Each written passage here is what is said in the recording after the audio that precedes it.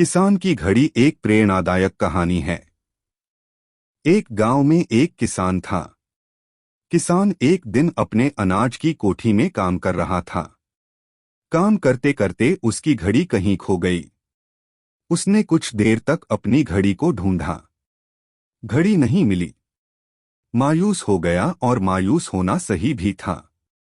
उस घड़ी को किसान के पिताजी ने उपहार स्वरूप दी थी। उस घड़ी से किसान का काफी लगाव था।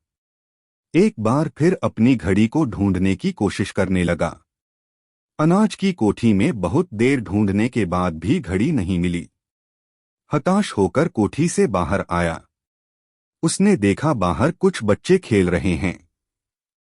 उसके दिमाग में आइडिया चलने लगा। किसान ने सोचा, मैं अकेला अब तक ढूंढ रहा था, क्यों न इन बच्चों को भी घड़ी ढूंढने में लगा हूं। उसने घड़ी ढूंढने के बदले बच्चों को इनाम देने के लिए कहा। बच्चे इनाम के लालच में तुरंत मान गए। अब सारे बच्चे कोठी के अंदर जाकर घड़ी ढूंढने लगे। बच्चे जितना ढूंढ सकते थे उन्होंने ढूंढा, पर घड़ी नहीं मिली।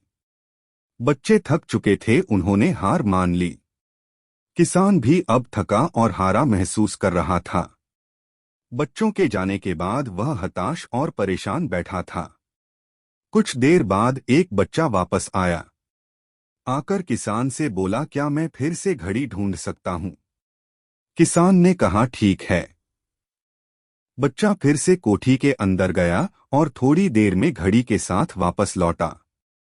किसान ने देखा बच्चा अपने हाथों में घड़ी लेकर वापस लौटा है। किसान को खुशी का ठिकाना ना रहा। किसान को कुछ समझ नहीं आ रहा था। जिस घड़ी को उसने इतनी देर ढूंढा और इतने सारे बच्चों ने ढूंढा, उस समय वह घड़ी नहीं मिली, अब कैसे मिल गई? उसने बच्चे से पूछा, तुम्हें यह घड़ी कैसे मिली? बच्चे ने कहा, कोठी के अंदर जाकर वह एक जगह पर खड़ा हो गया और शांत वातावरण में घड़ी की टिक टिक सुनाई पड़ रही थी। मैंने घड़ी की टिक टिक की आवाज की दिशा में ढूंढना चालू किया और घड़ी मिल गई। किसान ने बच्चे को पुरस्कार दिया और हृदय से आभार व्यक्त किया। अब किसान खुश था, किसान उसे उसकी घड़ी मिल चुकी थी। इस कहानी से हमें सीख मिलती है, शांति हमारी सफलता के लिए जरूरी है।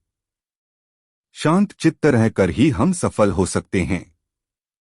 लास्ट में इतना ही कहूंगा कि ऐसी और कहानी सुनने के लिए गुज्जू कहानी को लाइक, शेयर और सब्सक्राइब करें।